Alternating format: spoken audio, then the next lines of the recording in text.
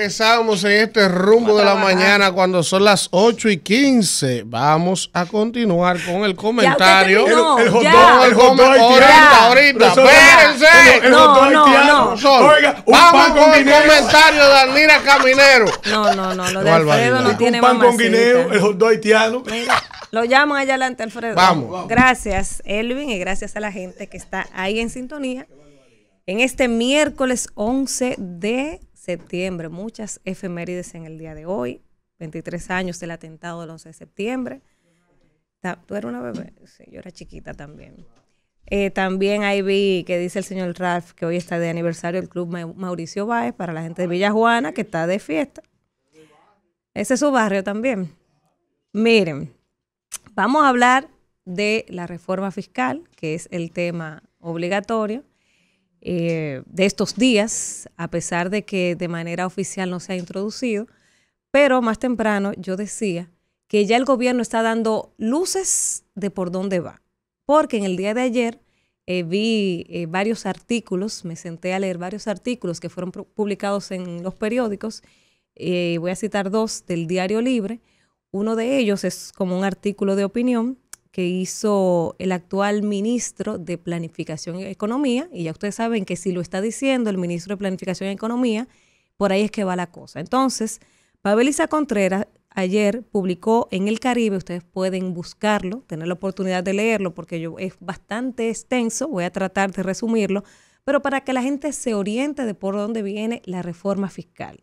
Y este artículo de opinión de Pabeliza Contreras se llama Decisiones necesarias, porque todos sabemos que la reforma fiscal es una necesidad, es una deuda pendiente, hace tiempo que se necesita, pero ningún gobierno había querido, o sea, eso está pendiente del 2012, pero el pasado gobierno del presidente Medina no había querido asumir el costo político que tiene hacer esta reforma fiscal. Entonces, el ministro de Economía en este artículo señala y dice que la República Dominicana está en un tiempo el cual se deben tomar grandes decisiones que son indispensables para acelerar la transformación productiva y el bienestar individual y colectivo, y que están fundamentadas en construir el Estado que necesitamos para que éste haga el trabajo que tiene que hacer para prestar los servicios de calidad que la ciudadanía, que la población necesita.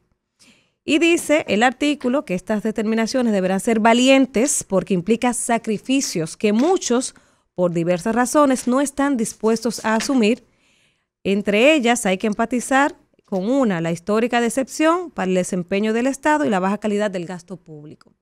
Porque mucha gente se cuestiona, o sea, porque tú me quieres ampliar la base impositiva cuando los servicios son malísimos, cuando no tenemos un sistema de salud funcional, cuando no tenemos un sistema educativo funcional, que ni siquiera tenemos aula. Ayer estaban protestando en el sur, en la carretera, paralizaron el tránsito por una escuela. O sea, ¿cómo tú le explicas a este país que tú vas a recaudar más fondos para la calidad de los servicios? Los servicios están en el piso, educación tiene un 4% que le sobra, y al día de hoy protestan por una escuela. Pero sigo compartiendo este artículo porque me parece bastante interesante para que la gente sepa por dónde es que el gobierno viene. Y ellos han empezado a tantear, han empezado a dar información con este artículo, y también El Caribe ayer recogía una información y daba los datos de cuánto quiere recaudar el gobierno, que lo decíamos más temprano, 115 mil millones de pesos, que yo entiendo, y como muchos economistas se han sentado ahí a explicar, que es posible recaudarlo sin hacer una reforma. 115 mil millones de pesos con recortes, eso se logra. Entonces, dice este artículo, dice el ministro de Economía, servicios públicos e infraestructura. Todos estamos de acuerdo en que necesitamos de servicios públicos e infraestructura de mucho más calidad. Pero caramba, ministro, ustedes han cogido 44 mil millones de dólares prestados. Eso da para por lo menos haber mejorado algo. Y todo está a peor. Dice el ministro, sin embargo, nos resistimos a pagarlos a través de más impuestos o tarifa efectiva más alta. El resultado es que terminamos pagando precios más altos y destinando mucho más recursos de nuestro bolsillo adquiriendo estos servicios en el mercado privado por no ponernos de acuerdo y lograr una solución colectiva. Habla del caso del agua potable, que son las tarifas por el servicio del agua, y eso es una realidad, son bajísimas. En el caso cuando se pagan, porque aquí hay mucha gente que no paga el servicio del agua, o sea, no se cobra. Y dice, el resultado es que las empresas públicas proveedoras del tema del agua son financiadas de manera insostenible y no tienen recursos para mantener este servicio y las infraestructuras. Dice aquí también este artículo del ministro de Economía, dice, el mensaje es claro, si queremos servicios públicos e infraestructuras de calidad, debemos, por vía de impuestos o tarifas razonables, pagar por lo que cuestan. Simultáneamente, hay que proteger a quienes no tienen capacidad para pagar, de lo contrario, seguiremos en la precariedad. La deuda, dice el ministro. Aunque ha sido y está siendo manejable, a todos nos preocupa la cuestión de la deuda pública, especialmente la carga de los intereses que absorbe el equivalente a más del 20% de los ingresos tributarios y que compromete valiosos recursos. Pero para reducir esa carga, a mediano plazo hay que empezar a reducir el déficit ahora a fin de disminuir la contratación anual de la deuda. El déficit se genera porque los ingresos no son suficientes para financiar todo el gasto actual, el cual aún en esas condiciones es bajo e insuficiente. Reducirlo solo se logra elevando los ingresos o reduciendo los gastos. Pero como los gastos son bajos, reducirlos no es una opción razonable porque implicaría cortar servicios básicos de salud, educación, agua y otro. Elevar los ingresos se puede hacer de 3 maneras. Aquí dice, y para eso es para que ustedes vean por dónde es que va esta reforma. Elevar las tasas impositivas, incrementar el número de bienes y servicios y sectores gravados y reducir el incumplimiento tributario. Cualquiera de estas 3 implica una subida efectiva de impuestos, aunque la distribución de la carga entre sectores es distinta. Y por ahí es que viene el artículo hoy que sale en todos los medios de las recomendaciones del Fondo Monetario Internacional. Esto que yo acabo de citar también lo cita el Fondo Monetario Internacional. Ellos reconocen el avance que tiene la República Dominicana con el tema de la responsabilidad fiscal, pero insta a la República Dominicana a ejecutar la reforma. Y lo que le hace el llamado con el tema de incrementar las tasas impositivas. Dice el ministro de Economía, no hay mucho espacio para subir las tasas en este momento porque la mayoría ya son elevadas. Reducir el incumplimiento es una tarea que incrementaría los ingresos, pero de forma gradual y a largo plazo, porque se trata de acelerar la transformación de la administración tributaria, lo que no sucede de un día para otro. Una opción más clara es gravar lo que no está grabado. Oigan por dónde es que va la cosa. Al tiempo que en un esfuerzo sostenido de mediano plazo fortalecemos la administración tributaria con creatividad, audacia e inversiones en capacidades humanas y tecnológicas. Cuando las medidas graven sectores pobres o vulnerables, es de justicia compensarles en tal forma que los aumentos de la carga no recaigan sobre sus hombros, sino sobre aquellos que pueden pagar más. Tratamientos tributarios preferenciales. Otra de las causas que explican los insuficientes ingresos que existen, numerosos tratamientos preferenciales que reducen o eliminan las obligaciones tributarias de sectores operaciones. Esas son las exenciones, que también es una de las recomendaciones que hace el Fondo Monetario Internacional, quitar exenciones. Y ya el gobierno, a través de este artículo, está dejando claro que se van a quitar exenciones y eso le va a generar una crisis.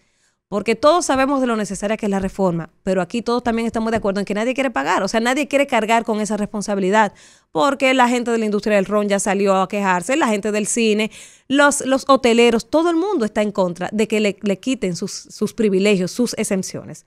Pero en este artículo el ministro de Economía habla de que muchas de estas preferencias tienen precaria justificación actualmente, porque sabemos que muchas de esas exenciones se dieron hace años cuando eran necesarias. Ya el sector turístico, por ejemplo, salió a flote. Esas exenciones no son necesarias. Dice, implican un drenaje significativo de recursos sin que tengan impactos relevantes o deseables. Y en algunos casos generan rentas importantes para unos pocos. Si apostamos a más equidad tributaria entre sectores y a obtener suficientes recursos para financiar el primer nivel de atención de salud, un transporte urbano moderno y eficiente o mejor seguridad pública, hay que eliminar y reducir muchos de los tratamientos tributarios preferenciales. Eso es, las exenciones que tienen muchos sectores empresariales y ya sabemos las posturas que tienen los empresarios que están forzando con el tema del Código del Trabajo y el tema de la cesantía. El clientelismo, se refiere aquí también el ministro al clientelismo.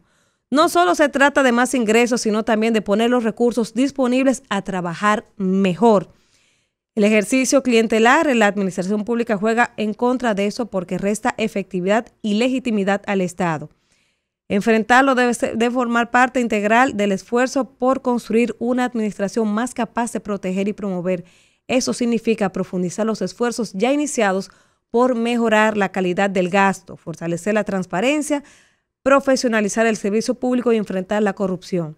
Caminar en esa dirección pasa por retar la cultura política dominante y asumir riesgos políticos importantes. Es una decisión tan audaz como necesaria. Y así finaliza diciendo, estos son tiempos para valentía, valentía que va a necesitar la actual administración, que ya ha dicho por dónde va la reforma.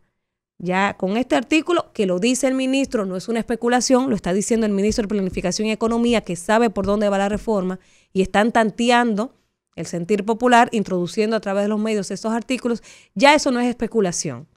Entonces yo creo que aquí es importante analizar cada punto. Ayer también el Caribe decía que el gobierno quiere recaudar 115 mil millones de pesos, pero la gente quiere primero que digan cómo se va a ajustar el gobierno a los pantalones. Está muy interesante lo que plantea el ministro, muchos estamos de acuerdo con la necesidad, es cierto, pero queremos primero ver cómo el gobierno se va a ajustar los pantalones, porque aquí hay sectores que no aguantan. Y ellos quieren el caramelito envenenado, como dicen, es que le quieren poner al sector de clase media, es que se va a eliminar el anticipo. Eso es como para medio contentar a un sector que paga ese anticipo que hace tiempo que no tiene sentido. Pero la gente primero quiere ver cómo ustedes ahorran. De esos 115 mil millones que necesitan recaudar, hay muchas formas, hay muchos recortes que pueden hacer. Entonces, antes de introducir esa reforma, preséntenle a la propuesta al país. Bueno, miren, necesitamos 115 mil millones, pero este es el plan que el gobierno va a seguir para ahorrar 55 mil o 60 mil, la mitad. Ahora, la otra mitad la vamos a hacer de tal manera, quitando las exenciones, grabando X cosas, pero no puede ser todo. O sea, la responsabilidad tiene que ser compartida. Aquí nadie quiere pagar la reforma. Nadie quiere. Entonces, el primero que tiene que decir, esta es mi parte, es el gobierno.